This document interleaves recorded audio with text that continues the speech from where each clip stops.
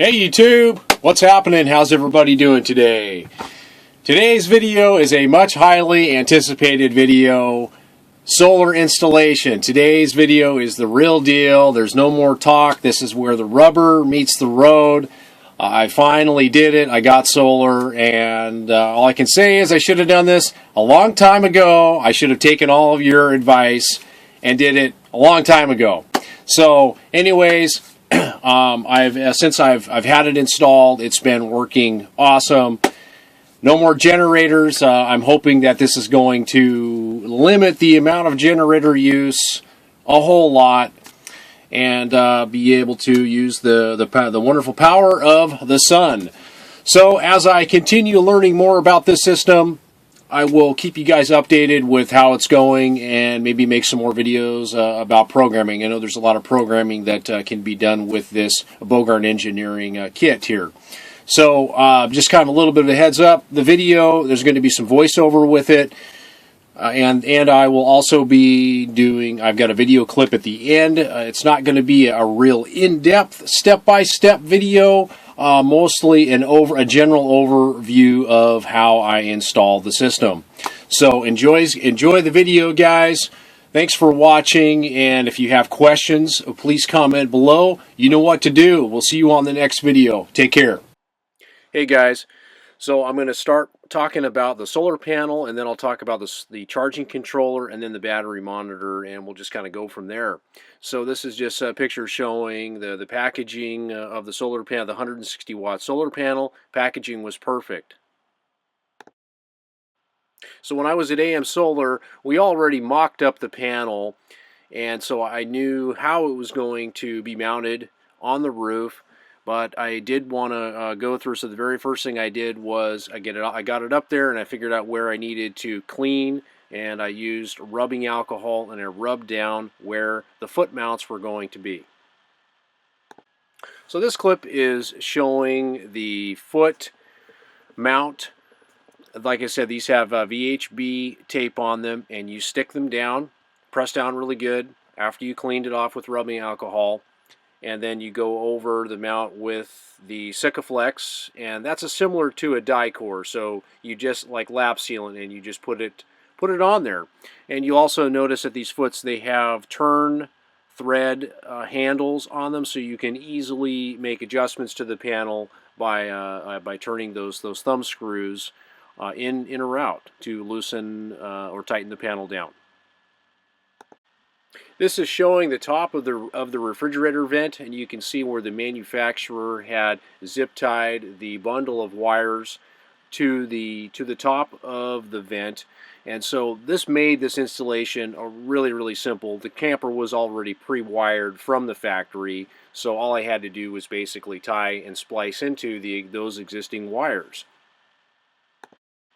So to do that, I had to cut through the wire mesh and just open a little square enough to where I could get my fingers in there and loop the wire through. And then I ended up taking some rubber grommets and using electrical tape and taping those electrical grommets around the wire to prevent the wire from the electrical wire from chafing against the refrigerator vent wire.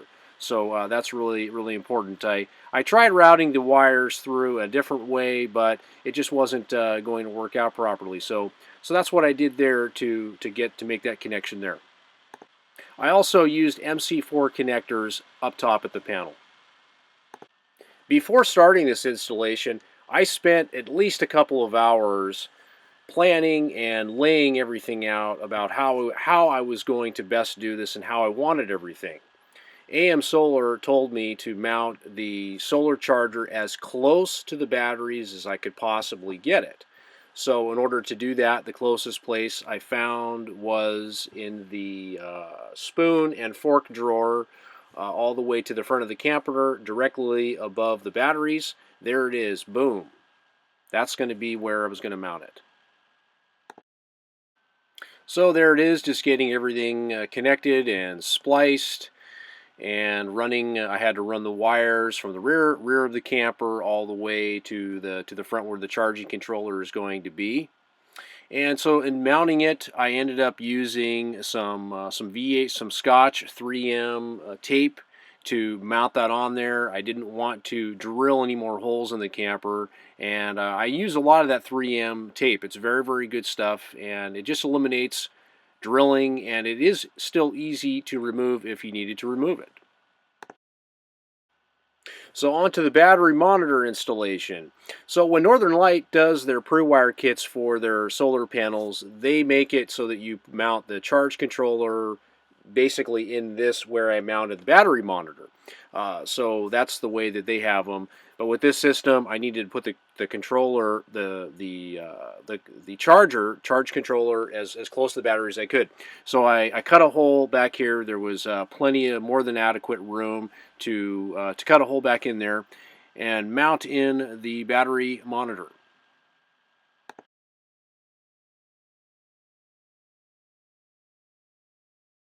Hey YouTube, so there it is, the battery monitor installed, and I just finished up some final adjustments with the solar panel, and I installed the fuses in the fuse blocks. That was the very last thing that I did, and before I turned the system on, I disengaged the battery cutoff switch, and then I installed the fuses in the fuse block to protect any of the electrical systems.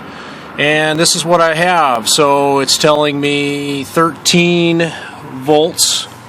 I've got a lot to learn with this trimetric battery monitor. I've got a lot to learn. I've got a lot of still to read up on how to best utilize this piece of equipment here.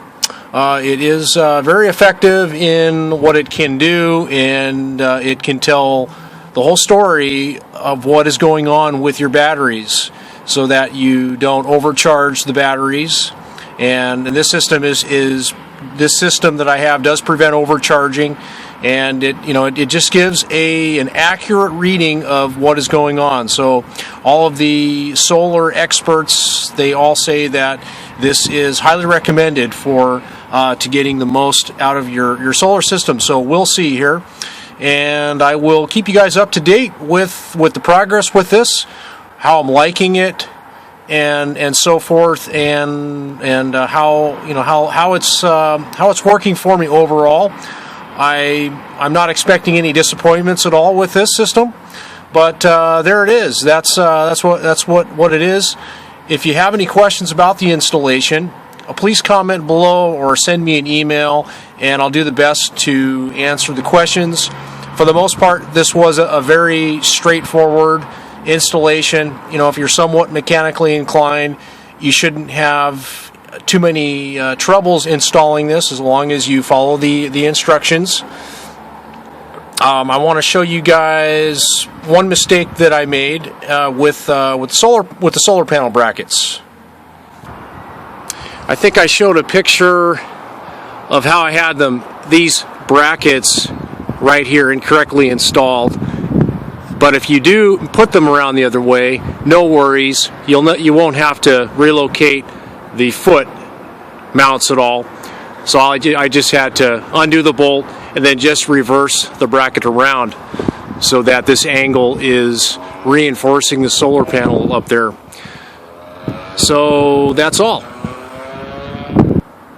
And here is a close-up look at the finished product in the battery compartment. And I'm not sure how well you're going to see, but it is a whole mess of wires, very organized, detailed wires, and everything has a purpose, of course. There's the shunt installed, and the two fuse blocks. There's a fuse block for the battery monitor, and also one for the solar charger. You'll also note that when you go through AM Solar, or if you do it yourself, they provide these heat shrink connectors, and these are really, really good. So after you crimp the connector, you go back through with a torch or a lighter and you simply melt the connection to the wire, and that creates a moisture resistant connection and you won't have any issues with corrosion there. So that's another important thing to remember. So and the other part that I'll just kind of make a note, and part of the way I did this is I still wanted to be able to have access to the battery caps to check the water levels in the batteries. So with the way I wired this and the way I laid everything out, I can still have access to pull these covers off without removing the battery from the camper. That makes it nice. And I just use one of those distilled battery bobber things, and just add drops into it, and also use a flashlight and a mirror to check the water level in the batteries. And that is something very, very important to do with these wet cell marine deep cycle batteries. I know I mentioned before that in the future, the next upgrade to this is going to be going with 6-volt batteries such as the T105s. That seems to be the popular size and type batteries, wet cell batteries, to go with, talking with other experienced RVers on the road. So that will probably be the next upgrade. These batteries here are only a couple of years old, so I want to get the most life that I can out of these batteries. And they're good batteries. They're Interstates, deep cycle, Group 27 marine batteries. And yeah, we'll see. With this particular charging system, it's really going to monitor the batteries. So, I could get still a lot of life out of these batteries. So anyways, guys, that's it. I'm going to wrap up the video. This has been a really fun installation, and this is going to make my life a whole lot better and more enjoyable now with having a solar system package. We'll talk to you guys later, and remember to, if you have questions, please comment below. We'll talk to you soon, and we'll see you on the next video. Have an awesome day.